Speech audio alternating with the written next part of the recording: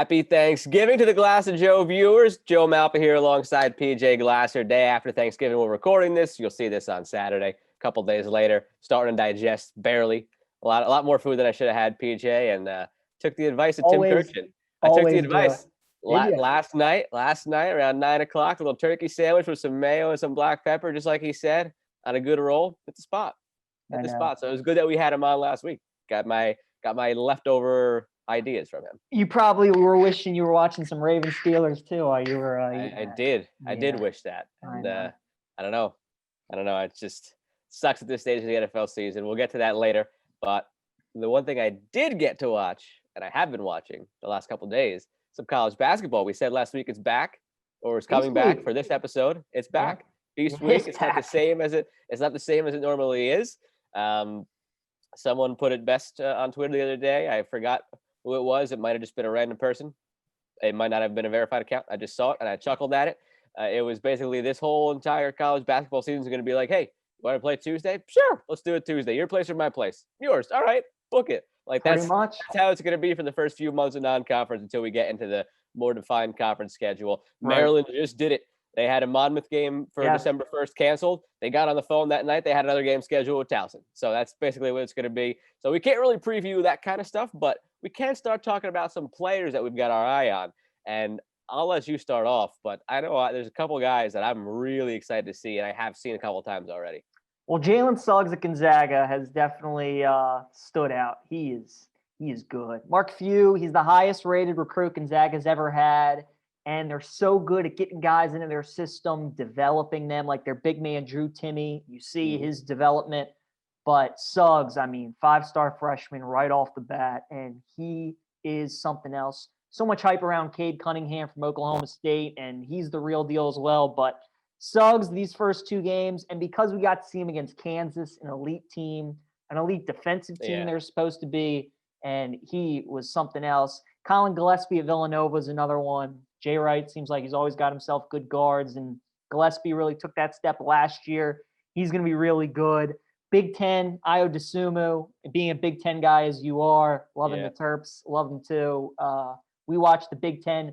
Garza gets so much attention, but Dosunmu is really something else. And Wisconsin too, Micah Potter, I'd watch out for him. They're a very experienced team too. I actually like Wisconsin to get to the Final Four. I think this team, they're really built this year. Pete Davidson back, Potter, just their brand of ball. You know, every team's trying to go up-tempo, reinvent the wheel. But when you play Wisconsin in the tournament, it's so different than what you normally expect. And now they have the talent to go with it. I think they can be a dangerous combo.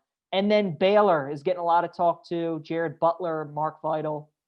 They're going to be really good as well. But Baylor is just one of those teams that I'm just not bought in yet. You know, until they really do it, I'm not sold. It's like Oregon was for all that time. Right. Oregon for all those years was like, all right, cool. You're flashy. You look good. You're beating it up on the Pac-12. Let's see you do it in March. And eventually they started to do it in March. Yeah. And I think that's where we're at now with Baylor, where we just want to see them take that next step. Right. And it's a shame, you know, we didn't get to see these teams in the tournament last year, so we don't know. But yeah, Baylor's going to be really good as well. But I know it's 2 games, Joe, but Gonzaga watching that offense, and now that they finally have a star to go with it, they're going to be tough to beat. But again, in this season, you just don't know how many games teams are going to play, and it's just going to be such a crapshoot. They could be rolling, and then they could get COVID. They could be off for 2 weeks, and it could mess up their whole rhythm. But some under the radar names that I kind of like. I don't know how this guy's still flying under the radar, but Zagorowski at Creighton. That's a guy who's going to be player in the country. Could be a contention for player in the year. I'm surprised you didn't even say it. Honestly, I forgot about him. That's my point exactly. I'm looking forward to seeing Michigan State. All the talk last year about Rocket Watts, he never really took that step. But the last month or so of the season, he started to kind of pick it up. And I think another year with Izzo, and he'll take his game to a different level. Transfer that I love. Marcus Santos Silva at Texas Tech from VCU. The guy was a walking double-double, and you know how Chris Beard is with getting transfers like that in, where he even takes their game to another level. Yeah. So I think they got Mac McClung, too, from Georgetown. Exactly. I was just going to say, another teammate transfer from the same region of the country going out there now, Mac McClung. So Texas Tech, as always, with Beard coaches, is going to be fun to watch. UNC, not the normal collection of guys we see from them, but still a lot of talent. Looking forward to seeing them. Mhm. And Rutgers, man. My brother goes there now. Big Ten foe for Maryland, but they got a lot of talent. Geo Baker, Ron Harper Jr., Miles Johnson at center. Those are some guys I'm looking forward to seeing more from there. But it's going to be an awkward, fun ride for a couple of months, and those are some of the names. All the guys at Kentucky, B.J. Boston, Terrence Clark. I mean, there's a lot of guys there who you're going to see on primetime a lot, who are going to be in talks for freshman All-American and stuff like that. There's a lot of talent on that. And look, it's a Coach Cal coached team. Right. There's going to be a lot of talent, and they all play off each other well on that team. So there's so much. It's weird. Like, I don't know how to describe it right now. It's like we've got college football on all day today and tomorrow. We've got the NFL yesterday, and we got it this weekend, and now we've got college basketball. Here's the thing. This is the first time that we're getting hit with sports from all angles, that it's normal. This is normal. Like, this is the time of the year where these things start to overlap. Yeah. And it's actually less right now, because right now we usually also have the NBA and the NHL. So we're finally in a normal overwhelming period, but it's just even more overwhelming because you're like trying to keep track of it, and you're like, oh, they're playing today. Oh, no, wait, that game got canceled. Oh, they're playing this team now because they got moved from that game to this one. And they were supposed to be in the Bad Boy Mowers thing, but now they're over here in the Bubbleville tournament. And like, Right. There's so many moving parts, and you got games on that it looks like they're playing in a high school gym, but they're still playing. Yeah. So this is a normal busy, like this is the normal time of the year where these things start to overlap, but it's just more overwhelming than usual because there's so many more moving parts. I don't know if that makes any sense, but that's kind of how I'm feeling right now, where I'm just feeling like waves crashing over my head and I got no clue what's going on, but it's fun. And your point to college football, like the Iron Bowl's this week, but it's rivalry week, so we should be seeing Ohio State, Michigan, but obviously that's not the case. And then the Pac-12 just started 3 weeks ago. So like you have certain big matchups that you always get on Thanksgiving, but then you don't get your full rivalry week. So and we're waiting for the phone call at any moment of Cincy playing BYU in football, and like there's just so much. It's so much to keep track of. It's not your normal defined Thanksgiving time of the year where it's like, all right, you've got these 3 college basketball games, you've got those 4 college football games. Here's your NFL slate for Thanksgiving. Oh, wait, now the Steelers and Ravens might play Sunday, Monday, or Tuesday. Oh, wait, because of that, the Ravens may no longer be on Thursday Night Football against the Cowboys next week. That might be next Monday. Like, it's just, it's too much to keep track of. It's so much. Yeah, college basketball especially, I'm just joining as many games as I can get. Once we get to March and the conference tournaments and March Madness, they'll definitely make a conscious effort to put them in a bubble. Yep. So I think once we get there, we should be good. But especially with these non-conference games, as many as we can get, enjoy them because it could flip in the, And that's the thing. This time of year, we're picking out usually non-conference games that we're excited to watch. We can't really do that because there aren't really defined schedules right now. So it's just such an odd, overwhelming time right now. But hey, you know what? There's still college basketball on my TV. We just saw San Fran knock off number 4 UVA. So there's your first big upset. Yeah, exactly.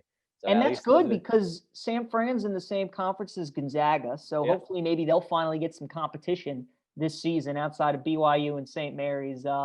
In Virginia, I mean, same old story. They don't score enough. They're, they can get beaten by anybody. Absolutely. So nice, and especially in this year where we kind of anticipate craziness. And there's always craziness in college basketball. That's that's nothing new. It's just crazier now than usual. I kind of want more upsets this year. I kind of want like total scorched earth chaos. Like, in addition to all the worldly factors that are affecting college basketball, I want, like, last year we had Evansville beat Kentucky, and we had SF Austin beat Duke in the same week. And I want that. I want all of those games. Not against Maryland. I don't want Navy to beat Maryland today. Not stuff like that. But I want all those games to happen. I mean, you could get it. I saw Gonzaga today had 2 guys test positive, but they took separate planes over to Fort Myers, and then they took separate buses, and they're trying to keep it separate as possible. So if certain dudes who play are on those certain buses where guys have COVID, they might not play. So it's just, and then for the committee, like, how do you value that? If a team beats so-and-so, but it's so much. The magic number, though, they said was 12. So as long as teams play 12 games, they will be in for the tournament. So that's the magic number that teams are looking to get. They got to feel like as long as we can get 15 to 20 games, the committee will give us a fair evaluation of what we got as long as we're at full strength as much as we can. And hopefully everybody gets to that number and everybody's, able to play in the tournament. Yeah. And the added element of just chaos right now on the college football side, and we'll get into that more in a minute, but while we're figuring out all this stuff about who's playing where and when in college basketball, this is, like you said, usually rivalry week. There we go, in college football, and we're a week away from conference title games and then the Heisman and then bowl season. Well, now you look at the ACC and they've got like games on like December 5th, 8th, 11th, 13th, and it's like all the way. Like, when does bowl season even start? Which bowl games are even happening? I don't know. Right. I don't know any of this stuff right now. As we were actually just coming on to record, I saw something on Twitter that dropped like 5 minutes ago that Bama is supposed to play LSU now next week. Oh. But Bama was scheduled to play Arkansas. So it's just, what are you gonna do? But I think the teams, but Cincinnati BYU needs to happen. Got to happen. If teams especially after the rankings came out. And I don't want to again jump into too much that we're gonna do after our interview. So I'll leave it at that. And you know what? Yeah. Before I spoil anything, I'm gonna shut my mouth. To Q. Absolutely. Right to Quinton Mayo, our guy for the interview. And then we'll talk about the college football playoff rankings afterwards. There's too much college going on. I want to spill one into the other. Well, let's cut myself off right now to Quinton Mayo in the interview. Our guest for the week goes by one letter, Q. Quinton Mayo, co-host of the Wizards Outsiders.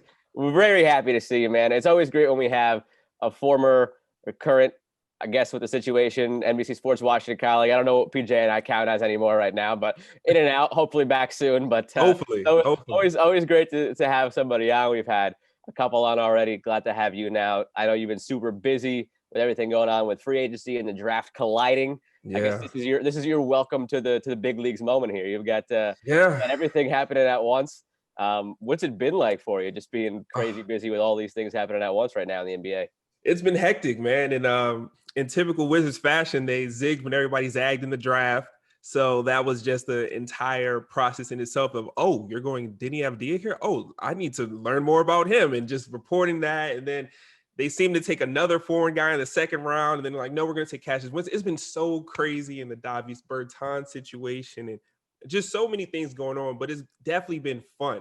And that's one thing I love about what we do is that, no matter how many hours we might spend away from family or, time just grinding, it after the end of the day, when you lay your head down, like, bro, that was a long day. You at least have fun doing it. Like, I can talk basketball all day long. So it's never like a job. It's literally like a dream to talk sports every day. So. There's something different about, and with no offense to like accountants or something, there's something different about having to lay your head on the pillow at night after a long day of crunching numbers or a long day of working the phone, seeing if John Wall's going to get traded for Russell Westbrook or something. Exactly. I buried the lead. I didn't even talk about that, but yes, that's also. We'll get to all that. We'll get to PJ's about to get into all that stuff. Yeah. So Q, before we get into free agency and draft, got to talk Wiz, got to talk Wall, and talks have sort of cooled down a little bit with the trade rumors. Mm-hmm. Tommy Shepard kind of came out and was at the head of the storm saying, no, like, we want to keep John. Right. So I think definitely the percentage of what we thought maybe would happen of him getting traded has come down a little bit. If you had to put a number, though, on it of John getting traded, what is it at? Is it 2080? I mean, right now, especially what's today? It's almost December. Camp starts this week, actually. Yeah. Or next week. This is Friday. So, yeah, camp starts next week. I don't know if there will be a move made. I think it could have been when the reports first came out, it was definitely 50-50. It was 50-50. And that's huge for a guy of John's magnitude. Anything over like 10% for John Wall is a huge, big deal. So definitely when the reports first came out, it was a toss-up because John was upset. Obviously Ted Leonsis has felt some type of way about, what John has been doing with his time away from the court and at parties and things of that nature. And also you have the pressure of we need to keep Bradley Beal in DC. He should have been an all-star, should have been an all-NBA player last year. And this is a guy that is the future. I mean, it's just a reality of the situation. So all those things kind of came to fruition at one point where it's like, dang, do they really have to move on from John? But as time progresses and, Tommy did say that he spoke with John and, John didn't mention anything about it and all these things. It's also silly season, so you don't have to believe everything you hear. But I definitely feel like at the end of the day, the premise was to run it back. Whether they explored trades for him or not, at the end of the day, I think the main goal was to see what John and Brad can do together at least one more time. Now, prior to this season starting, at this point, I mean, Tommy has spent too much time putting out fires to not at least get them back on the court. Now, 10, 15 games to the season, who knows what this team is going to look like. But once we get to the season, I think it's more likely, depending upon how the team progresses and what they do on the court. But I was just going to ask that. Yeah, I think that's exactly what I was going to ask. Yep. I was just going to say, before PJ gets into the Bertans stuff, I was going to say, do you think maybe after 25 games, could they move him after they see how John and Beal are playing together again? Maybe then do they say, all right, maybe we can move on from him? Yeah. I mean, if he balls out, then absolutely. But it's a weird situation because there's only a handful of teams he can go to, honestly, without going the whole. Yeah, the contract is so large. And I think his stock was higher when it was kind of an unknown. And I'll explain. You see the videos, you see the pictures. He's playing with Kyrie, Kevin Durant, all the top tier players, James Harden, PJ Tucker, and he's still holding his own out there. Yes, it is pickup, but it's still, I can't go out there and play with PJ Tucker and be formidable. John Wall still can do that. He's at least shown that. So I think his stock was at the highest of like an unknown. Oh, he looks to be healthy. Let's give him a shot, fresh into a new scenario, in a new situation, like maybe a Houston or New York. But now if you go 10 games into the season, so many different things can happen. One, he could look like trash. There's a possibility that could happen. Nobody's going to trade for him at that point. Right. Two, he could get re-injured. I mean, knock on wood here. I would hate for that to happen. I'm looking at a John Wall screensaver right now beside you guys. So like that's my guy. So he could run the risk of getting injured again. Then what happens? You definitely can't trade him. You can't do all these things. And then you got three, what if they are good and they do gel? It's just so many different factors. But I think all things are on the table. But if you go 15, 20 games and he looks decent, but they're also losing games, I think that's like the dream, quote unquote, scenario if you were looking to move him. Now, Q, you look at Bertans, and I feel like a lot of people that don't maybe follow the NBA or especially the Wizards saw that this man got 5 years, $80 million, and they're like, what are they doing? Yeah. But Bertans is one of the best shooters in the NBA, and at that size, his value is just so important. You talk about Wall too. I feel like, Tommy and Scott Brooks, they want to see Wall with Bertans and just all the opportunities. So sitting here right now, we know Bertans is signed. He's ready to go. Had the Wizards lost him to free agency, how huge would that hit have been to them? I think it could have gone two ways. For me, one, depending upon the moves that came after, if they were to lose him, it could have still been a positive because you're paying him about $16 million a year. Mm-hmm. And also without Jan Mahimi's contract on the books, you could have used that money to get you maybe a better big man. Not saying that Robert Lopez isn't good, but maybe a better big man that was younger, maybe for the long haul, maybe like a Nerlens Noel or Willie Cauley-Stein and things of that nature. You could have spent money in other places, but being able to bring him back, I mean, he's basically a 7-footer that's shooting 8 3-pointers a game and knocking down over 45%. Like that is insane for any player ever. Like that's awesome. So you also have to think the scouting report last year was two things. And early it was just stop Bradley Beal, you're going to win. Then it was, as the season progressed, like, oh, stop Bradley Beal, and Davis Bertans is obviously the second best player on the floor. So it was a lot of defenses had to attack him. I remember against Charlotte, they were picking Davis up half court and he didn't even have the ball.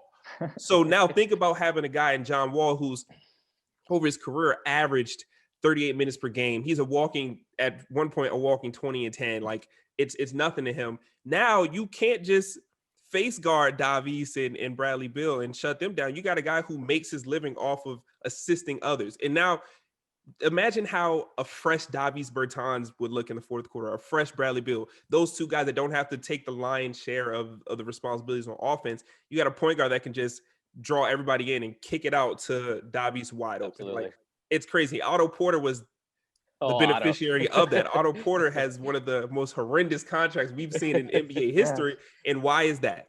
John Wall got him paid. He just stood there, he shut up, and he shot the ball when he had the chance, and he got $100 million. So if Davis can get 80 and stand there and be a better shooter than Otto Porter, figuratively speaking, it should work. Now, who knows what happens? You got to go out there and play the game, but on paper, what they have built so far on the offensive side of the ball, and I say offense because not a lot of defense, but on the offensive side of the ball, not a lot. Yeah, it looks good, but we have to see what it looks like on the floor. Now you said they zigged when everybody zagged. They took Denny at 9.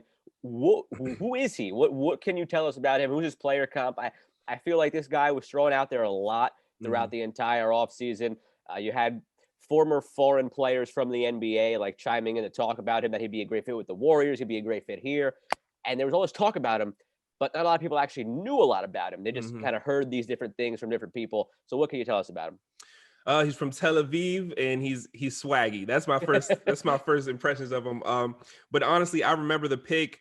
Well, I'll even go back to maybe in the pre-draft process, especially early in mock draft season. A lot of guys were just saying it immediately. Foreign guy, has some height, some size, and can do a lot of things on the court. Everybody says Luka. Oh my gosh, Luka! Look at this step back he did, just like Luka. I don't know if he's a Luka because Luka has been able to shoot way better than Denny has overseas.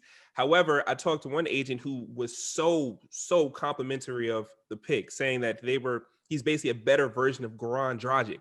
And I'm like, if you could be a better version of Goran Dragic, like the Wizards have a steal. Like, and this is a guy who was projected to go in the top 5 at one point, and he did fall to 9. And Tommy Shepard and that staff, I mean, they might spend more time overseas than they do in the States, scouting for international prospects and things of that nature. So I will say I didn't have the most in my toolbox about him, and anybody that tells you they knew a lot about Denny Avdia, that's what I'm saying, exactly. They're lying. They're lying. Like nobody was thinking about Denny Avdia coming into the draft, especially with him being projected so high in Washington got 9. But as I've watched a lot of his games, I think he's an underrated defensive prospect. I think he has the length and the smarts and the effort has shown that he could be a decent team defender. I don't know about a lockdown one-on-one defender, but he could definitely, play team defense better than your average 3 or 4 guy. His shooting mechanics, and the more I've watched him, I saw him working out in Atlanta and things of that nature. His shooting mechanics are really good. And he has such a smooth stroke in it, and he shoots it with confidence where I'm like, how did you only shoot 55% from the free throw line in the early? Like, something's not adding up. But he did say it's because he was growing so rapidly that he couldn't even really get a feel for his form because his limbs just keep, expanding. So I honestly, in a nutshell, I think that he will be exactly what this team is looking for in terms of he's going to work hard. He's going to fly around and play with his hair on fire. He's got confidence. He's going to play his role and know his role. And he's able to do so many things well. He can pass. He can. I think the shooting woes and people think he's not. I think he will be able to shoot in the NBA. I just seen too many form shooting videos of him and just seeing the step back and all these things. I think he'll be just fine. But it's up to Scott Brooks. It's up to Scott Brooks to be able to get these guys together and he has his hands full because not only are you getting Denny Avdia, but you also have to work back in a 5-time All-Star that hasn't played in over 700 days. Like that's no easy task for any coach in this league. And you got to do it in a month.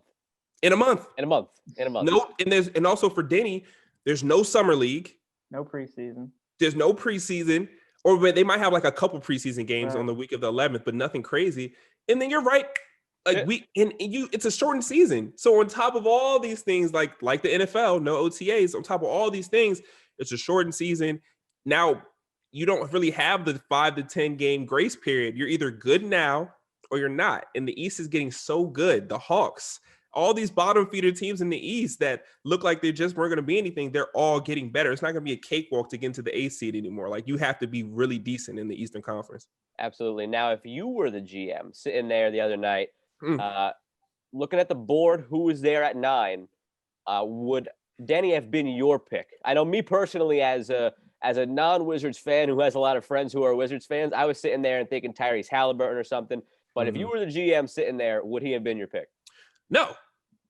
And I don't know if that's going to make headlines or somebody's going to be mad at me for saying that. Nobody other than Tommy Shepard and that staff in there was okay with taking Denny. And it's the thing. Look at what the team needs. Thomas Bryant, great guy. I talked to him yesterday on Thanksgiving. He's going to save me a plate. Awesome guy. but he's not a defender. This is a team that was historically bad on defense last year. They gave up the most points per game that we've ever seen in the history of the association.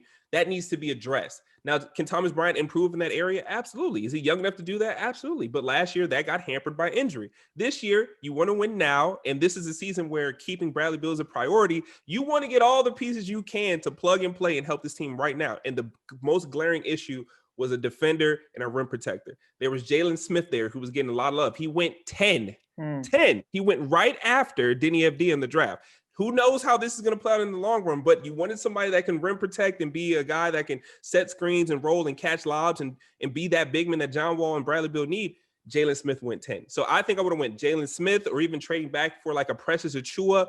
Onyeka Okongwu was off the board at the time. He also has that fractured toe, but I definitely think a big man to address that need would have been number one on my priority. But Tommy Shepard called us awful. He said, and this is it's still silly season, but he said he told every free agent that Thomas Bryant is our starting center, and that's it. I don't know if that's just a vote of confidence for him heading into a really important season, but it's obviously something that they have seen and that they believe that Thomas Bryant is good. And Robin Lopez is a defensive anchor as well. Now he's not a starting caliber defensive anchor anymore, but he can definitely push Thomas Bryant in practice, push him in camp, teach him some of the tricks of the trade. He's 33 years old. He'll be 33, in a couple of weeks from now. But yeah, Robin Lopez is he's a better bench piece and a better bench big than what they've had in like Jan Mahimi and Ancis Possesniks, even though I'm Ancis's biggest fan. He's a decent piece. So I would have went with a big man, probably like Jalen Smith. I think Sticks would have been awesome. And they have something about drafting local guys, like that local market. Yeah. You want to go a local kid like that. That would have been just a match made in heaven, but we'll see what happens. But that's probably what I would have went, Jalen Smith. And then Q, in the draft every year, it seems like there's a guy who just falls into a perfect situation. Like he gets selected by a certain team and you're like, that's a good fit. So was it Jalen Smith to the Suns at 10? Was it Halliburton to the Kings at 13? Who was the guy when you think back to the draft that got selected and you're like, that was a good pick by them? Oh man, I might have used all my words on Jalen Smith. I think that was perfect because they have DeAndre Ayton there, Chris Paul, Devin Booker, Monty Williams is the coach. That situation, it's just beautiful because now also the team, that Phoenix team doesn't have high expectations, but they kind of have high expectations. You could see when they went to the bubble and didn't lose a game, they should have been in the postseason. They're ready to take that leap. So the fact that he can go there, anytime you can put players under Chris Paul to learn how to be. Just look at the Thunder last year. Look at the Thunder, exactly. Just to learn how to be a professional, learn how I should prepare, learn how I should. And he was already a great kid at Maryland. Like I was there. I saw it firsthand. You know it. I jumped off my couch when I saw that they picked him because I knew that was a perfect fit. How hyped would you have been if he went to DC or if he came to DC? I probably would have been more hyped if he went to the Wizards. Again, not a Wizards fan, but been in the area a lot, friends who are. But seeing him go to the Suns, I got hyped. I wanted Obi, Q. That was when the Knicks took him. I was like, I would have liked Obi. And I think the thing about Obi was one big thing that I've seen from this front office is that they want their guys to know that they're the guy. And I'll say that to say this. Yes, Denny, that selection is a little overlap with like a Troy Brown Jr. Position. But I don't even know if they're completely sold on Troy Brown. You know what I'm saying? But like your established guys like a John Wall, they're not going to draft a point guard that can compete with him. So the whole Cole Anthony and all that wasn't going to happen. At the 2 position, we don't have to talk about that. It's Bradley Beal. Yeah. At the 3, it's kind of like, well, none of these guys are established. The 4, they drafted Rui for a reason. They think Rui's the future, a big piece of them moving forward. And at the 5 position, they obviously believe in Thomas Bryant to that extent. So they like to have guys know you're the guy and let's move forward. So drafting a big maybe would have stepped on the toes of that, maybe, or in terms of Obi Toppin, maybe taken away from the progress that Rui would have gotten this year. So I probably would have went Jalen Smith, and I think he had a perfect situation like we were talking about with the Suns because that team is going to be good. He gets to learn from DeAndre Ayton and Chris Paul and Booker and Coach Monty Wood. Like it's just lovely over there. It is. And now looking at the top of the draft, Edwards, Wiseman, LaMelo, we knew they would go top 3. We just didn't know what the order would be. So when you look at these guys, Q, projecting them, who do you think has the best chance to be a star and flourish in the role with their team? Wiseman. Like, what better situation is that, honestly? Like, maybe I All should have spaced changed out that with Jalen those Smith guys. answer. Yeah, he's going to Golden State, a team that's been desperate for a big. They get him there. They're not pressed. They're pressed to win because they've had success, but it's not like he has to be forced into a role like in Charlotte or these other teams that need to win now, and you're the rookie that's going to be all on your back because we drafted you this high.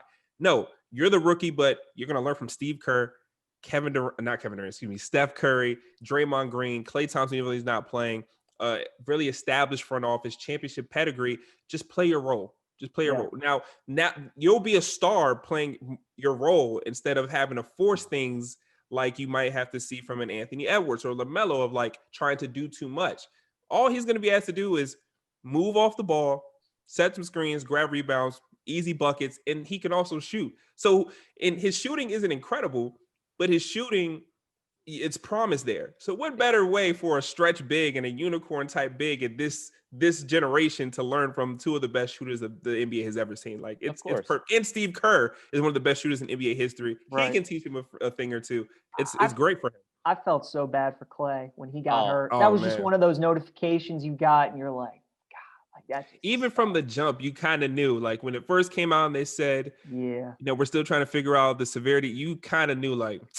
You unfortunately expected the worst, just the way they worded it. You unfortunately expected the worst. Yeah. And I was almost a little bit surprised to see them not take a flyer on LaMelo in that situation after, but Wiseman's a perfect fit.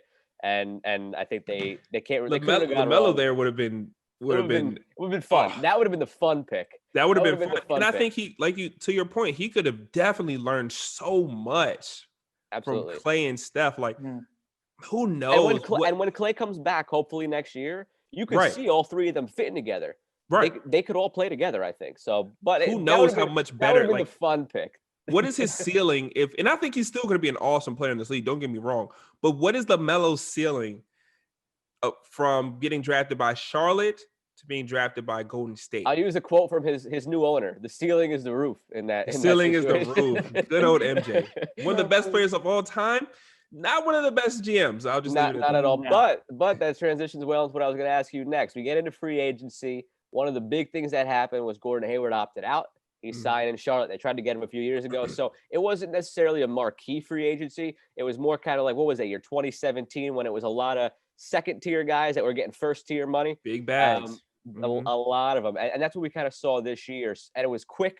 So with all that in mind, do you think a team clear-cut won free agency, or was it just a lot of nice little pieces where nothing really stood out?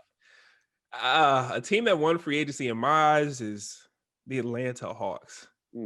And I mean, I wish I had this tweet up, and I'll just try to get off the top of the dome. But if you look at that team from top to bottom, the finishing touch was the qualifying offer that they extended to Bogdan Bogdanović, and the Kings did a reverse Otto Porter and said, okay, y'all can pay him, whatever, take him. And they got him. So they got a Trae Young, they got Rondo, they got Bogdan, they've got Herter, they've got Collins, they've got Cam Reddish, they've got my guy at UVA, the big DeAndre Hunter.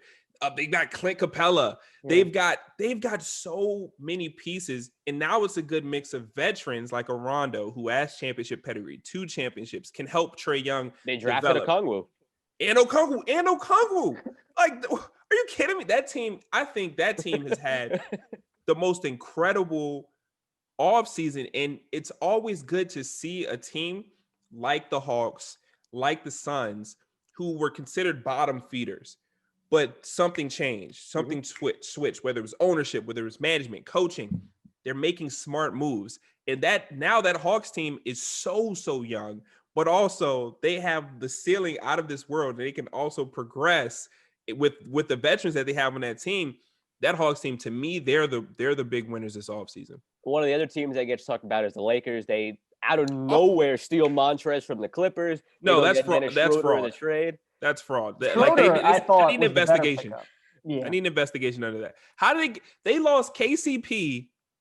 Did they lose KCP? No, they got KCP. Yeah. No, they kept KCP. They lost Danny Green, right? They lost Danny Green. Gave up Danny Green. Yeah, and Rondo. And they get freaking Wesley Matthews and Dennis Schroeder. Like, that's cheating, bro. And all for nothing. No cash, no real money being spent. That's what I was going to ask you. Now, is it a wrap unless Brooklyn somehow gets Harden, or out of nowhere, I don't know, Beal goes somewhere, like, unless another team makes a massive, colossal trade? Is it a wrap? Is it a repeat? Nobody's beating that team. Nobody's beating that team. And we didn't even talk about the fact that they stole Montrezl Harrell from across the locker room. Montrezl Harrell? Like, what? That team, and I already said, if everything stays the same, it's Lakers and it's Brooklyn.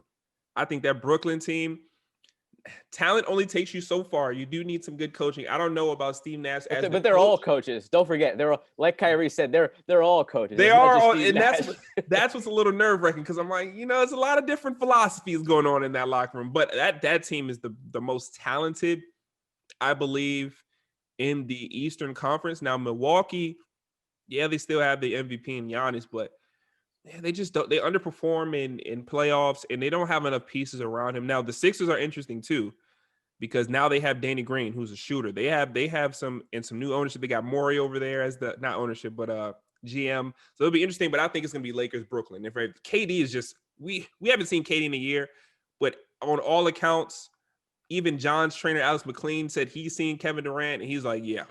That guy's still good. He's still one of the best in the world. So much other talent too, with LeVert and Dinwiddie and brought back Joe Harris. Yeah, so many guys. Yep. All right, Q. Now, last question for you before we get into our two final segments. We got a rapid fire segment for you and a trivia question. But before that, just a fun question for you. If you, Q, were GM and you had the chance to get any player to bring to the Wizards for the next 5 years, who would you bring? Any player to the Wizards for the next 5. Now, LeBron might be the easy answer, but the next 5 years. So LeBron maybe gets 2 good years. So next 5 years, who would you bring with this team that you think would mesh the best? Oh, so as currently constructed. Correct. As currently constructed. So they'd play with Wall, Beal, Bertans as constructed.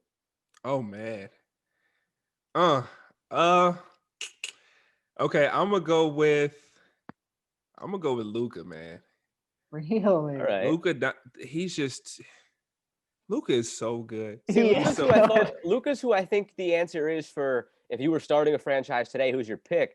But I didn't necessarily know if you'd go that route, if he'd step on the toes, if you think he and Beal and Wall could all play together. That was my thing. I wasn't sure. I thought you'd go Durant. If KD is himself, I mean, he just fits so well with the roster. But see, here's my thing with Luka. Whatever happens, happens. Like, if I'm the GM, I'm looking at John, Brad, and Luka. I'm like, look, guys, figure it out.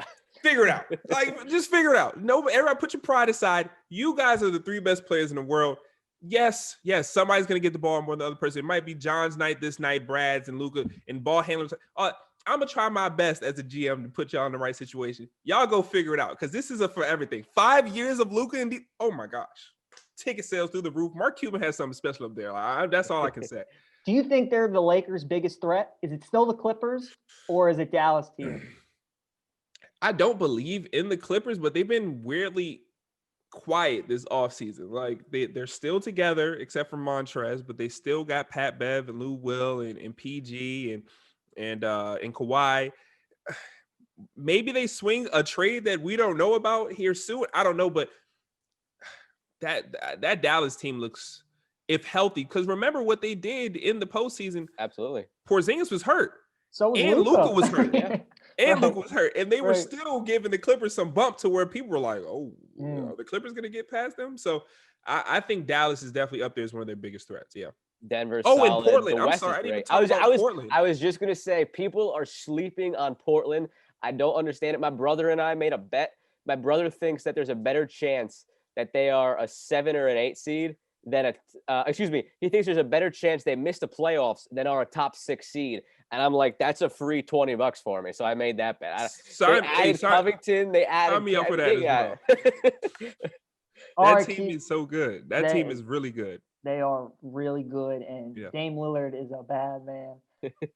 Swift 7Q. All right. So I'll ask you 4 rapid fire questions. Joe will ask you 3, and then Joe will give you a trivia question. Number 1, better NBA career, Isaac Okoro or Obi Toppin? Woo! I'm going to go Obi Toppin. Number 2, your pick for the rookie of the year is? Denny Avdia. I like the homer pick. Wait. Number 3, Wizards win total right now in Vegas is 28.5. They going over or they going under? Under. Okay. And number 4, which re-signing did you like better for their respective team? Did you like the Raptors hanging on to Van Fleet, or did you like Bertans coming back to the Wiz? Van Fleet. I think that he definitely was a guy that if they lost him, they had no chance at anything. So bringing him back was really, really good for them. I'm with you. All right, fill in the blank. The Wizards season will be considered a success if blank. If they win 7 of their first 10 games. Okay. NBA game you are most looking forward to this season, whether it's an opening day game, Christmas Day game. Is there a specific matchup you're looking forward to most? The first game John Wall touches the floor for the first time in 700 days. That's the game I'm looking forward to. And last one, we're recording this on Friday. We're releasing it on Saturday, so we're a day removed from Thanksgiving. What's your favorite dish? Oh, macaroni and cheese. That's a Easy. good one. Easy. Very nice. All right, go Joe. with So that. you go ahead and ask the trivia question. I got the timer all locked and loaded. All right, PJ Oh, cooked God. up a good one for you. You got 90 seconds or 3 strikes. Since 2010, the Wizards have had only 9 draft picks who have played a game for them. A lot of guys who stayed overseas, didn't make it, traded, whatever. But 9 guys who have played a game for the Wizards. Give me 7 of the 9, excluding Denny, because obviously he hasn't played yet. All right. Here we go. You got John, 1, 1, Bradley Beal, 2. 2. Kelly Oubre. No. Kelly. Yeah. Kelly. Yes. Since Right. 2010, a player that has Yeah, played for yeah. the Wizards that was drafted, right? I didn't write down Kelly, but that is 100% 1. So yes, 3. Kelly Oubre. You got Otto Porter. Yes. You've got wait, why am I? Oh, Rui Hachimura. Correct. What I need? One more? 3 more. You said 7? 7. What I So got? they're 6? actually 10 now because of Kelly, but you just give us 7. So 3 more. You got 50 seconds left, so you got plenty of time. Who was that year with 20 since 2010? Why am I who was 11? Bill, 13, 12, Kelly. Oh, they missed a lot. What year was Vesley? Vesley was It counts, he's 2011. good, There you go. 2011. Young Okay, work. there we go. All right. Let me try to. So you need 2 more. You got 30 seconds left. Okay. Oh, did I say Troy Brown Jr.? You did not. One Oh, more. that's my guy. I feel disrespectful for not saying that. One more. Troy Brown, and I got Yep. one more. Oh, no, PJ, he's got 7. That's 7. I'm Wall, at Vesley. 8 now. Yeah, you're good. He's good. Wall, Vesley, Beal, Otto, Troy, Rui, and Kelly. That's 7. Well done, Q. Kelly Kelly threw me I was just off. gonna go for the home looking run. at I was gonna keep going. Who Nice. did I miss though? So Otto, 2013. I Or said did you say Otto. You Otto? said Okay, Otto. said Otto. PJ, where Hey, is your head PJ. today? That tryptophan got you yesterday, Come man. on, P. Did you get Sato? Sato, you I didn't did get. not. You didn't get second. Sato, You didn't okay, get Sato. PJ. I got this. Hold on. Take a second, man.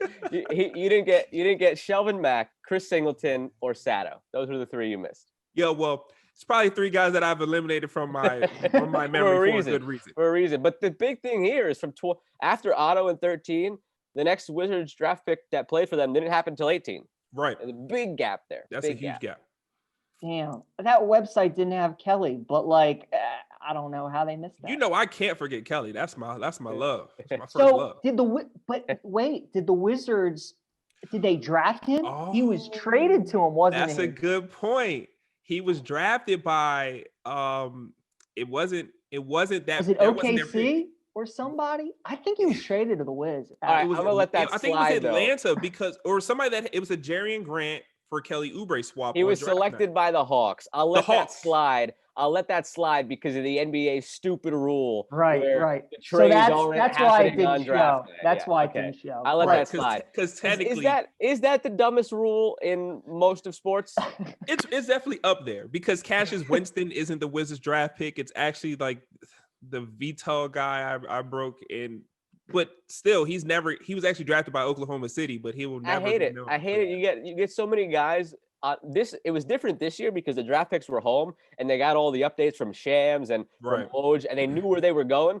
But when you're there on draft night, Like, we don't have a picture of Luka in a Mavericks hat. We have a picture of him in a Hawks hat. That's crazy. And vice versa with Trae Young. We got all his Yeah. pictures in a Mavericks hat. It's stupid. It's Yeah. just stupid. I hate that. I hate You that. think Woj and Shams need to chill with the with naming the picks? I mean, they're already on pick 8 when ESPN's on pick number 5. I was so mad. And I think this year it bothered me even more because we were actually doing a show while the draft was going on. So we're trying to be live. We're trying to be current. We're trying to go pick by pick. And we're like, bro, the comment section is telling us one thing. Oh, yeah, we're on pick 4. Shams is breaking trade, like pick 4 trades. He's already, I'm like, come on, bro. Like, they're still talking about LaMelo Ball on the screen right now. And Shams is saying the Wizards take Denny Avdia at 9. I'm like, how did we even get here that fast? So they need to be boycotted off of social media. Yeah, they really do. Man. I'm with you too. Well, Yeah. we appreciate you joining us, man. Of course. I mean, you've been busy this past week. Happy Thanksgiving to you. Thanks, I know brother. Washington football team made the food taste a little better yesterday. Oh yeah, for sure. That was such a beautiful feeling, man. Just a good feeling to see. And those guys balled out too. Like Antonio Gibson has been incredible. That defense was flying around. It's always good to beat Dallas. Q, I'm watching that game yesterday, and there are so many NFL teams that are quarterback away. But you look at Washington, and you're like, if you can get another receiver outside of McLaurin, you got the running back in Gibson. The D line is as good as anybody. You should have Landon Collins in the back end. I mean, they got some pieces there. They really are a quarterback away, and that also is a testament to how amazing this Alex Smith story has been. Because yesterday it looked like he was especially slinging that rock yesterday. Like yesterday, he looked really sharp. You know who was the happiest yesterday? Who? You know who was the happiest? The Disney writers. The Disney writers are kicking back right now. They're just adding lines to that Alex Smith movie script every single chance they get. Oh, it's gonna be wonderful. It's gonna be the best. It might be one of the best stories in all of sports. Honestly, you gotta get Ryan Gosling to play Alex Smith. They're spitting images. That's absolutely that's an Oscar waiting to happen. Yeah. All right, that's Q. Well, look, go watch the Gonzaga game. Start scouting Jalen Suggs because I want the Wizards to get him. It's funny you said that because they played yesterday? Yeah.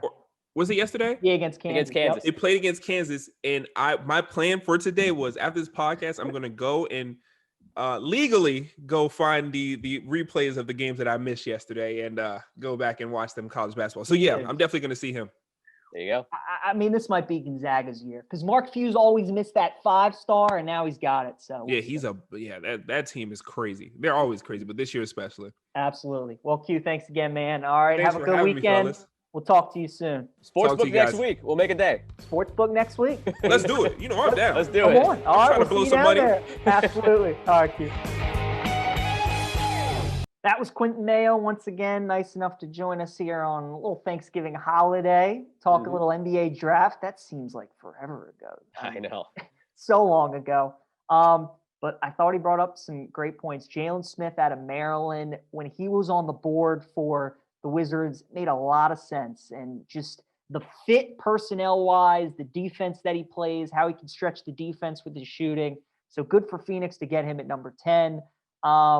I've told you I would have loved Obi at 9 if the Knicks didn't take him.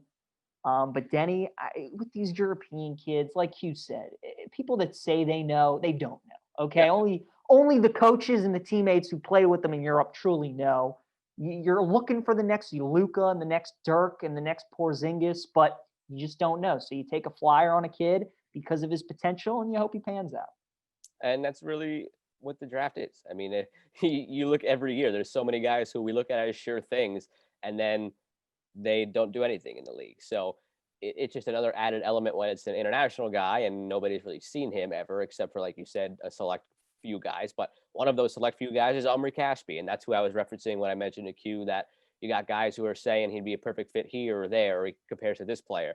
He said he'd be perfect with the Warriors and stuff like that. That was one of the reasons why people thought the Warriors might have traded back a few picks to go get him, because of the word from Omri Caspi, where they would have a leg up on other teams because they had the inside knowledge on Denny. So there's just so many extra added elements of uncertainty when it's an international guy. But hey, Q says that he's a Goran Dragic type, and we saw how important that guy was for the Heat's run to the title.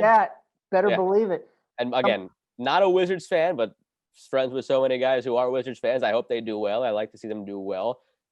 For me personally, I don't have a team in the NBA. I kind of adopted the Hawks after Bruno Fernando and Kevin Huerter got drafted there, but it's been the one league where I always just want to sit back, watch, and see everybody do well, and just have a great parity in the league, a lot of excitement. And he touched on it. We have that. There's no more pushovers, really.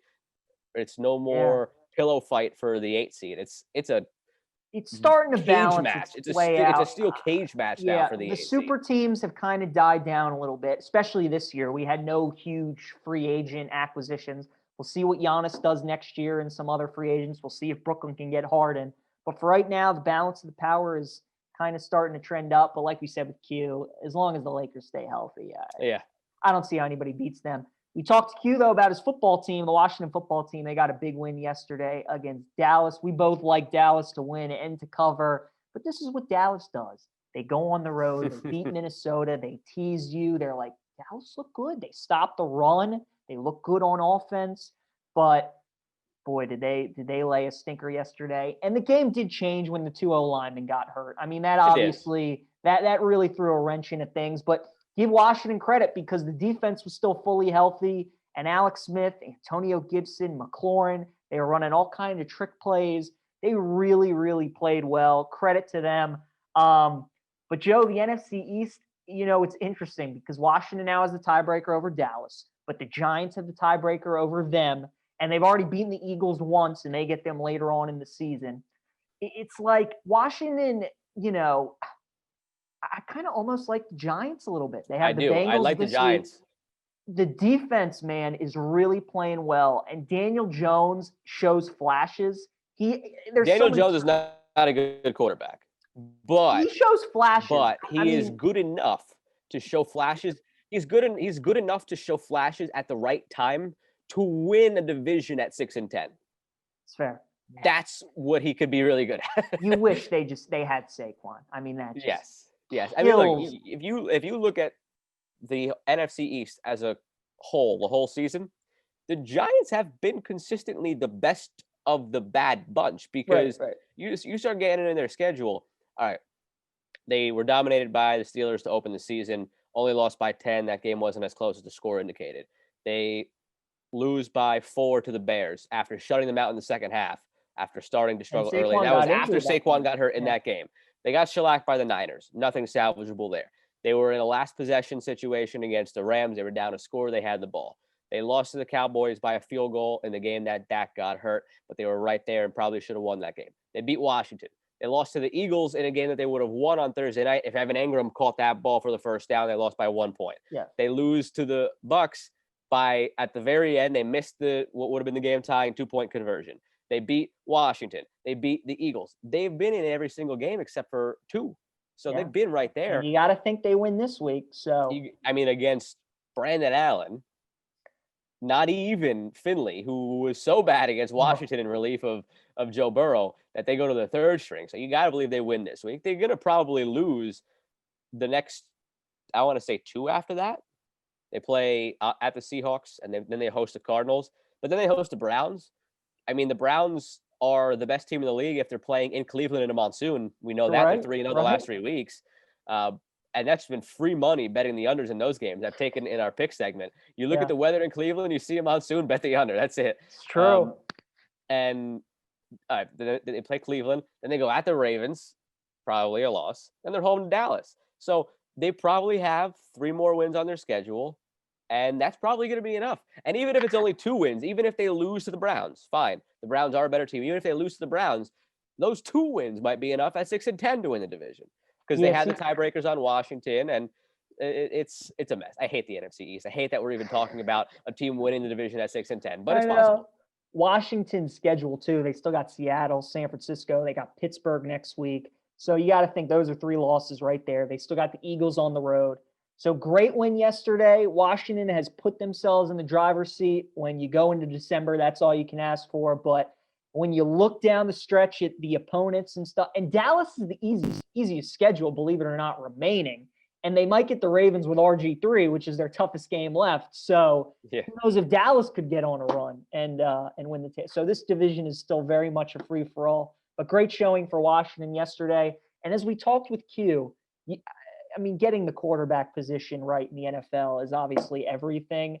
And there are so many teams like Chicago who are a quarterback away if they can just get that piece. But, man, Washington, if Gibson's going to be the guy we saw yesterday, we know what McLaurin is. That defense is the real deal. they get a quarterback, I mean, especially in that division, look out for Washington. Absolutely. And now next week we'll start really getting into the playoff picture. I think next week we could pretty much safely marker it in now on our rundown for the show that next week we will outline every playoff situation because the calendar will switch over to December, and that's when it gets real. So next week, a lot of talk about the NFL postseason, especially with the 7 teams now and things starting to heat up. This week's going to tell us a lot. This week is going to shed some light on a lot of things, just the way the matchups break. We're going to know if the Vikings can stay in the mix in the North with a win at home over the Panthers after losing to the Cowboys last week. We're going to know in the AFC South, the Titans and the Colts play each other again. We're going to know more in the AFC as far as the whole playoff picture if the Bills can beat a Chargers team that's dangerous.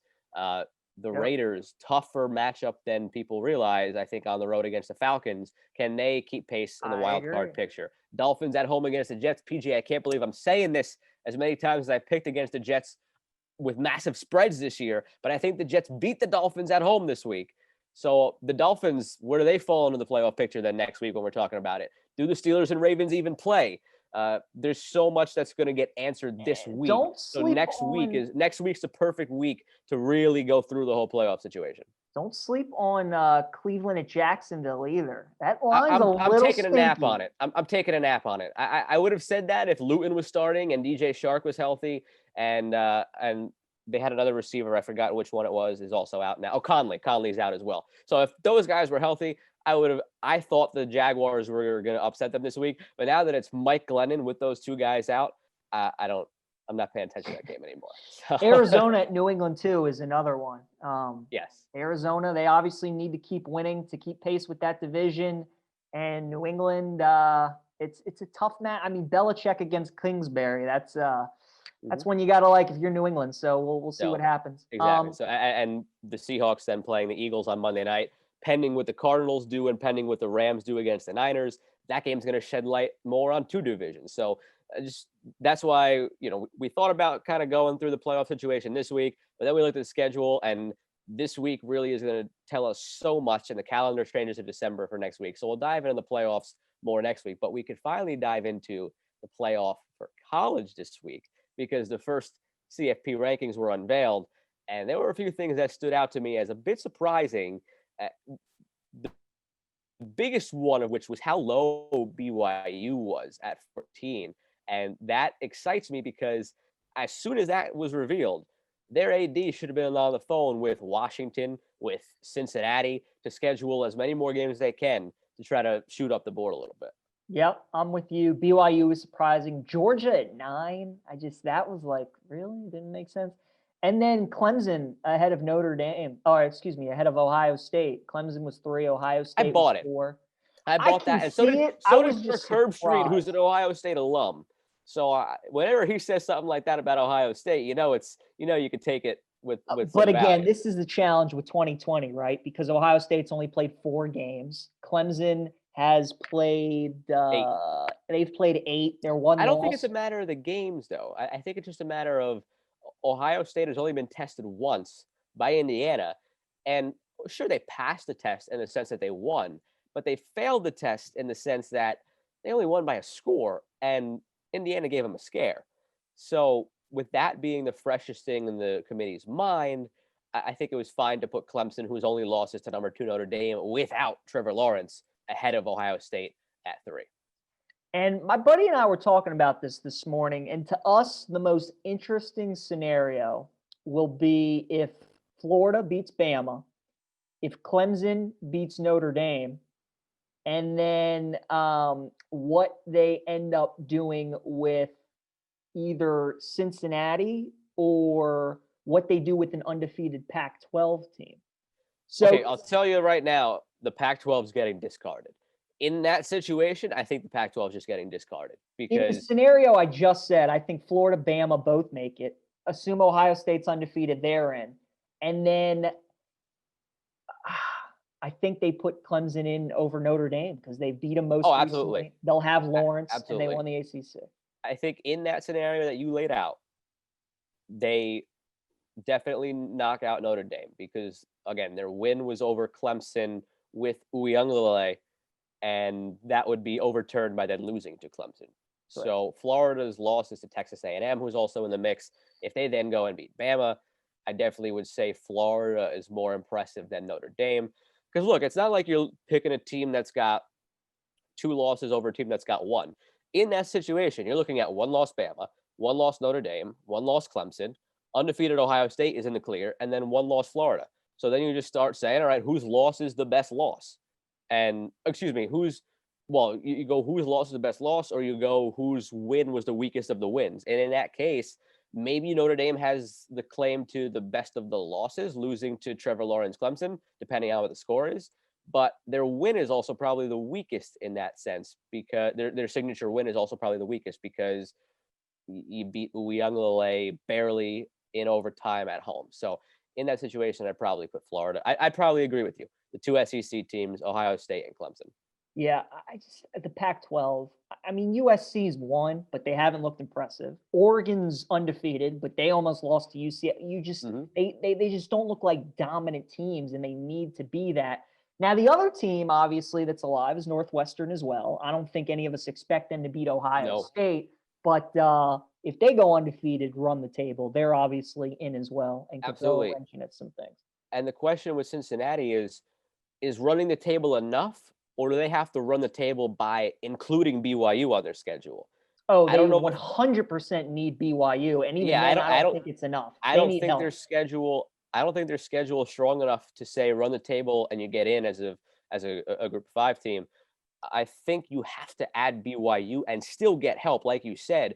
Out of that group that's currently in the top 4, you probably need Notre Dame to lose twice, once in the regular season, and I do personally think we'll find out when we release this episode tomorrow. But I personally am on North Carolina today outright. So in that scenario, that's something that's good for Cincy because Notre Dame's out of the equation because they're probably going to also lose to Clemson in the title game. So they've got 2 losses. Correct. Ohio State, Clemson, Bama are your top 3 in this scenario, right? Yes. So you need A&M to lose somewhere along the line, and you need Bama to beat Florida. If that happens, and Cincy runs the table, including BYU, that's a scenario where they get in because Notre Dame with 2 losses, gone. A&M, again, they have to lose somewhere else in the regular season, 2 losses, gone. Florida, losing the SEC title game against Bama, 2 losses, gone. Now, going down the list, you run into the next team being undefeated Cincinnati at 7. So there's a pathway for them, but I think it has to be BYU. I think BYU has to enter the equation. So you don't think, do you think Cincinnati can get in over Texas A&M if A&M doesn't lose any more games? Do you think they can jump A&M? What Florida does. If Florida runs the table and Florida's only other loss is to Bama in the title game, I don't know, because that's so impressive from A&M to have beaten Florida, a 2-loss Florida team with losses to A&M and Bama. I think A&M still has to get put in over Cincy with 1 loss. It's tough, that to me would be a really interesting debate because you could have your scenario where Notre Dame loses twice or Notre Dame just wins out and then Clemson's obviously out. So if that were to happen, you'd have Notre Dame, Bama wins out, Ohio State wins out. Who's the 4th team? Is it A&M or is it Cincinnati? I would love to see Cincy. Yeah, I'm with you. I just don't know that they'll do it unless they play BYU. Right. See, A&M obviously needs help, but they're almost in a good spot if they don't lose a game the rest of the season because they won't play in the SEC title game. So they don't, like Bama years ago, when they didn't have to play and they ended up getting in, they got some help.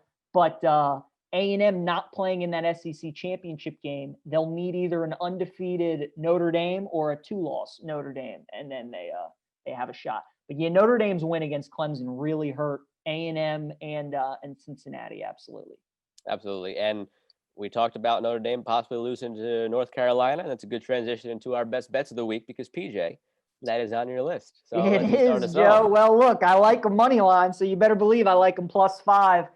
Joe, in college, since the college football playoffs started, really right around the rankings time, there seems to always be a big upset. And in this Friday spot on Thanksgiving, it always seems like a top team is playing and they're always tested.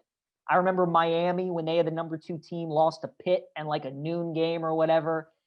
UNC's offense is the real deal if you haven't seen them. Sam Howell, quarterback. They got 2 really good running backs, great receivers, and Mac Brown's just so good in the underdog role. Notre Dame, I think, is built to be a really good team. They're great on the offensive line and D-line. Ian Book's playing really well, but UNC almost upset North Carolina at home last year. I think they upset Notre Dame at home this year, and then the playoff chaos really begins. I don't love my number 5 pick because it involves a lot of uncertainty and me picking against my team, but I'm going to do it anyway. Indiana minus 11.5 home against Maryland. Maryland hasn't played in 2 weeks, and the Maryland reporters have kind of laid out like when there's no names to name, obviously, because of privacy rules, but they laid out that like a batch of like 23 guys is not eligible to play based on contact tracing and positive tests. So just think about this for a second. You got a roster of 90 guys. Is it possible that players 67 through 90 are the 23 that are on the list and it doesn't affect the game? Sure. Is it more likely that they probably have a few starters missing? Yes. I was stunned to see this game open at 14.5 and move towards Maryland at 11.5. I think that's just people thinking back to Maryland winning twice as massive dogs against Minnesota and Penn State. But the fact of the matter probably is, looking back on it, those are just horribly issued spreads because Minnesota's not good. Penn State's still winless. So it was less Maryland pulled massive upsets and more Vegas didn't get the line right in those games by any stretch of the imagination. So I think 11, and if you're giving me, I said if this game was anything this side of 2 touchdowns, just because of the uncertainty, I think there could be tremendous value because all of a sudden, if we get the kickoff tomorrow and Talia Tungavaloa's out and Rakim Jarrett's out and all these guys are out, well, then you're looking at a game that probably should have been a 28-point spread in that case. So I'll take the 11.5 on Indiana. My number 4, I'm going to the Iron Bowl, the over 62.5. Bama has scored 35 or more points in 20 straight games. It's an FBS record. 30. SEC no longer the defense conference. No longer. 35 more points. So you got to figure Bama will give you 40. If Auburn can give you in the 20s, you got to like it at 62.5. There's supposed to be a little bit of rain, but Najee Harris is one of the best backs in the country. I don't think the offense will suffer. Joe, I'm still not sold on the Bama defense. I'm sorry, but pitching a shutout against Mississippi State and holding Kentucky to 3 points doesn't exactly fix the issues in my eyes. Auburn's going to keep this game close in the first half. Malzahn always in the Iron Bowl at Tuscaloosa. He'll fake a punt. He'll run some trick plays like we saw from the Texans yesterday. He'll do something to try and steal points, steal a possession. They'll keep it close. It's a rivalry game. Bama pulls away late in the second half. So because of that, I think you get a lot of second half scoring from the Tide. Auburn trying to keep pace, maybe a late garbage touchdown or 2. But I think the over at 62.5 is a really good play. Not much to my next pick. In the MAC, Central Michigan, Eastern Michigan, over 59. The over is 11-5, dating back to last season in the last 16 games in Central Michigan games. This season, every game they're in is just a shootout. I think this one covers easy. I think this one probably covers over 80, but I'll take over 59 for this one. Nice. My number 3, we mentioned it a little bit in the NFL. This is just strictly just because of the coaches. New England +2 against Arizona. Kingsbury's done a really good job and he's got a great offense, but he's just going up against Belichick. Arizona's got to travel across the country, play a 10 a.m. game their time. And New England coming off a loss, I just feel like they're going to run the ball against Arizona, and they're just going to play complementary football. You'll have Gilmore on Hopkins, so that'll neutralize him as well as anybody can neutralize Hopkins. Larry Fitzgerald's out because of COVID, huge loss for them in that game. And again, with these running quarterbacks, Belichick just has a way. We saw him, it was obviously crappy weather against the Ravens, but he was able to neutralize Lamar running. I think he'll be able to do that with Kyler as well. I just like the Pats at home +2. And for my third game, quirky week with the schedule with Thanksgiving and when we could get games on Friday, slate of games on Friday. So we submitted our picks to each other yesterday. I tweeted them out this morning. We're at halftime of the game as we're recording this, but I have Texas pick 'em over Iowa State, and Texas is up 13-10 at the half. So far, so good. There you go. My number 2, Joe, my top 2 picks, I'm going to take the points, but I both like outright upsets. We talked about it. I think Atlanta's going to beat Vegas this week. Vegas is a good team. They really are. But I think because of how well they played against the Chiefs, people are going to see that and they're going to be like, wow, that's a good team. And a lot of people liked Atlanta as a dog against New Orleans last week, and they did not play well. So I think a week removed, Atlanta at home. When Atlanta doesn't have a lot of people backing them is when they're at their best. And I think at home getting 3 is a good spot for them. I like the Falcons. I like that pick. And just quick, going back to my Texas pick, my reasoning on that was simply while Tom Herman and Sam Ehlinger have been paired together at Texas, they don't do things consistently, but one thing they do consistently well is beating other ranked teams at home, or at least putting on a really good show against them. So felt like I would ride with them at home in a pick 'em. Number 2 for me, last week we had mentioned that the Denver only getting 3 at home against Miami was a very fishy line. This week they're home again as dogs, 5.5 against New Orleans. But New Orleans is one of the legit Super Bowl contenders. Miami was kind of a wild card contender. So Taysom Hill, there were questions about him last week, but he proved himself, and Denver still only barely got out of that Miami game on a classic patented crunch time gunslinger interception by Ryan Fitzpatrick in the end zone. So I'm giving 5.5 only. So 6 covers, 7 covers. Give me the Saints by a touchdown on the road against Denver. Joe, your upset of the NFL weekend will be San Francisco is going to beat the Rams. So you better believe I like +7. Kyle Shanahan off of a bye. Was too Not afraid to even pick that. it. Was too afraid to pick it, but love it. It's the spot because the Rams just played Seattle at home in a huge game they won. And then they just got primetime Monday night road win against the Bucs.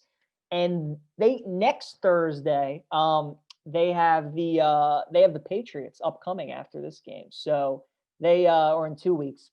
And Shanahan off a bye. McVay and Shanahan is going to kind of be the Tomlin and Harbaugh of their era. These two are going to go at it for the next decade plus.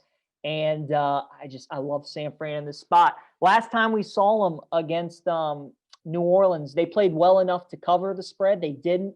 But look, I mean, it's the JV 49ers, but these guys still want to play well. They still want to keep their jobs. They got something to prove. And I just think it's such a good letdown spot for the Rams.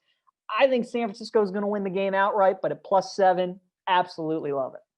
I like it. I like it a lot. And the big thing here, too, is just getting Mostert back. I mean, this offense is predicated on that type of running back, and they get him back this week, too. So a lot of things go in your favor here. There's the only pick of yours that I disagree with this week, New England, Arizona. Other than that, I like your slate. Number 1 for me, and again, this is just, I think, situation on the road. People might be back at a desperate Eagles team, but Seattle -4.5 against the Eagles. The Eagles are just bad. They are horrendous. The NFC East, anytime, PJ, advice for the rest of the season, depending on how spreads work out. If you can get a non-NFC East team against an NFC East team under a touchdown, take it. Just take it and see what happens. Don't ask NFC questions. West team? Just take it. No, NFC any non-NFC East team. If you're playing an NFC East team and you're not in the NFC East, whether it's an AFC North team or an NFC South team, if you're a non-NFC East team playing an NFC East team and you're not having to lay any more than a touchdown, just take it. Don't ask questions and see what happens. Only 4.5 on the road against a bad Philly team, a Seahawks team that's fighting for the West and looked good against the Cardinals the other night. Give me the Seahawks. If I'm Doug Peterson, I really think about playing Jalen Hurts a lot this game. Seattle's defense that's is even a question, if that's even a question, it just shows you the situation that the Eagles are in right now. And again, if you're only laying less than a touchdown against an NFC East team, you take it. I know. That's going to be off the top of my head on the upcoming schedule. When the Browns play the Giants, when who else? When the Ravens play the Cowboys and the Giants, you get a non-NFC East team. If they're laying less than a touchdown, it's going to be in my slate every time. I look, it's the right side. If I were to bet the game, let's put it this way, I wouldn't bet Philly. I just know that everybody's going to be on Seattle, and that always worries me when everybody is on Seattle. But I mean, it's the right spot. The way the Eagles are playing, the way the Wentz is playing, not. And the Seahawks are fully motivated. They're trying to win their division. The Rams just keep winning, so they got to keep pace with them. Look, so are the Eagles. The Eagles are also trying to win their division, but the Eagles are bad. The Eagles are just bad. So you got two teams trying to win their respective divisions. One's a great team in a great division trying to win, and one's a bad team in a horrible division trying to win, and it's only 4.5. So I'll take it. The interesting thing to watch with the NFC East is starting to see the motivation level, because the jump from winning the division and making the playoffs to what your draft pick would be if you don't is going to be like 10 spots. So at what point does a team like the Eagles be like, look, we're so banged up. But here's the thing: players don't say that. Players don't say that. No, they don't. And you got Peterson, who all of a sudden is coaching for his job, and you have a situation in Philly with the cap coming down next year because of COVID, and with all these contracts, they probably want to blow it up in terms of upper management, from the coach down to the players. They probably want to blow it all up. But the players are fighting for division, so you can't really be thinking about draft picks. So it's just a weird dynamic. Like, they could be picking 7th, or they could be picking in a playoff spot. So it's wild. It is wild. All right, Joe, trivia. What's wild is that you've overtaken me with this lead, Yes, 10.5 to 9.5, and I'm not happy about it. All right, I'll give you my question for you first. Okay. College basketball oriented. Let's see how much you've been paying attention. There are 4 teams in college basketball's original top 25 rankings. That original as in like 2 weeks ago's ranking. Like this season. Yeah. Like the first rankings. That 4 teams in the AP top 25 that are not Power 5 teams. So that's ACC, Big 10, Big 12, Pac-12, and ACC, Big 12, Pac-12, SEC, and Big 10. So those 5 conferences. Outside of those 5, there are 4 teams in the top 25 who are ranked. Can you name those 4? All right. Gonzaga. Yes. Of course. Gonzaga is an easy one. That's a freebie. Gosh, this is tough because you said Big East counts? I always forget. The Big East does not Big count. East doesn't count. They don't count. So Creighton's in there. Yes. And Villanova's in there. We need one more. Yeah. So who's the last? So this was the one. All comes down to one. Always does. I don't think there's anybody else ranked in the Big East. So Creighton, Nova. Got 60 seconds left. Marquette's down this year. I don't think it's on the Big East team. I don't. Rutgers is in the Big 10. Who's a surprising team that's ranked? 25. Who's a team that is annually kind of like, oh, forgot about them, but like they're good. Dayton lost Obi. They're not going to be ranked. Is there anybody in the A10 who's good this year? Is Rhode Island ranked? I've seen them on a bunch. They're not ranked. All right. Nope. 25 seconds, Obi. 1 strike. It's not them. I don't think there's anybody in the A10. Oof. I don't think I'm going to get this. 15. The last one's going to trip me up.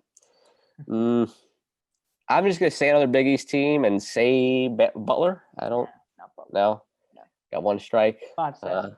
Throwaway pick here. BYU in there? No, the last team was Houston, the Cougars. Oh, Kelvin gosh. Sampson. I knew that too. Oh my God, they got talent. They got Grimes. They got a lot of talent. All right. Number 17. Caleb Mills. Yeah. All right. Well, that was a good one. I like that. All right. I like it. That was a good one. I'll give you that. Also, college basketball question for you.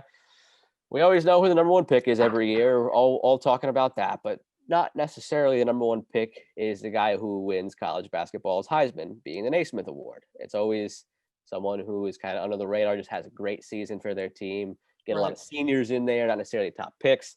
So in the last 7 years, I want you to give me 5 of the guys who have won the Naismith. Last 7 years. Okay. So Obi's 1. Obi is one of them. So 4 more. Zion's 1. 2. Last 7 years. All right, let's see. It's Denzel Valentine last 7 years. He did not win it. He did not. He has win the last it. 7 years, but he did not win it. So strike 1. Okay. Oh, I thought Denzel won it. Oh, Buddy Hield. Buddy Hield won. Give me one more. Kansas, like Frank Mason, or did Marvin Bagley win it? 30 seconds gone. 30 seconds left. Gone. So you got a minute left. Okay.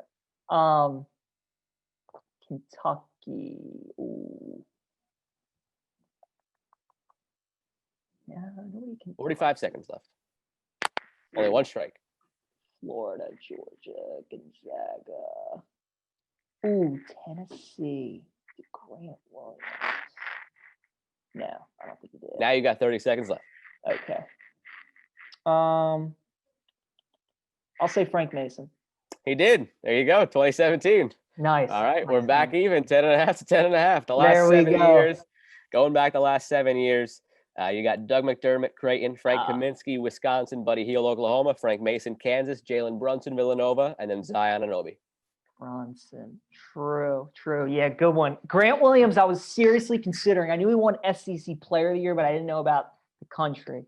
That's a good one. Liked it. All right. We're tied in trivia. We are after the Thanksgiving Day special. I went 1-1. You went 0-2. We're tied in best bets. So We are. we're tied across the board, PJ. Tied across the board, Joe. Good luck to you in your Texas-Iowa State game. Let's go Cyclones. Bring it home. Very nice. I'm watching it right now. I got it up on the TV. Yep. Just started the second half. I got a 3-point lead. There you go. Thanks to Quinton Mayo for joining us. Always good to get his expertise about the Wizards and the draft. Again, next time we'll come back. College football playoff picture will be a little clearer. NFL playoff picture. Big week next week for previewing the NFL playoff picture for us. Big week. We got a whole lot of answers. Like we ran through the schedule. We got a whole lot of answers to questions this week. And that picture becomes a lot clearer. Still murky, still very murky, but clearer next week. And as soon as the calendar turns to December, PJ, that's when it's on. That's when the cream rises to the top, and that's when guys like Lamar Jackson and the Ravens start to fade. Wow. That was harsh. The worst one I saw last night, and again, you know that I got nothing against the Ravens and Lamar. I just give you and Worm a hard time. Yeah, and I don't The worst one I saw last night is you can't pass a ball, you can't pass a Wow. That's the guy could throw the football. I mean, goodness me. That was low.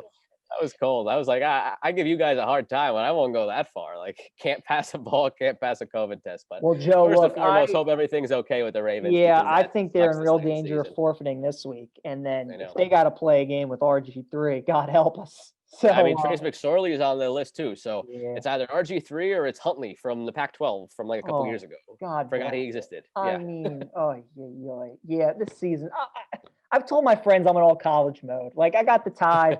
Bama hoops, I really think could be good this year. Who knows how many games we'll play. Hopefully Maryland is surprising this year, and Eric Ayala can kind of return to freshman year Eric Ayala. But look better than I thought against Old Dominion. We'll see how they do against Navy. Hopefully he can take us. All right, Joe. Have a good one. Talk next week. You too. Next week. Yep.